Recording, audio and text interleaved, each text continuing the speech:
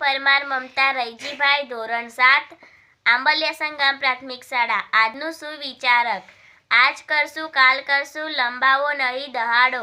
વિચાર કરતા વિઘ્નો વચમાં આવે આડા।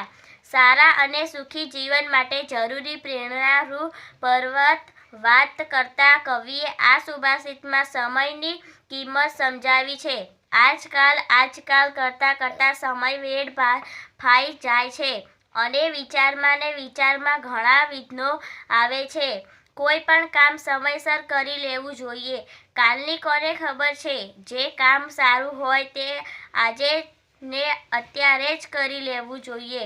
કાર્યમાં વિલંબ કરવામાં ઘણા વિઘ્નો આવે છે। કેટલાક લોકો આળસુ હોય છે, તે કોઈને કોઈ બહાના કાઢી સમયસર કામ કરતા નથી। આજે કરીશું કાલ કરીશું એમ કહીને દહાડા પસાર કરે છે। આથી સમયસર કામ પૂરું થતું નથી અને નુકસાન થાય છે।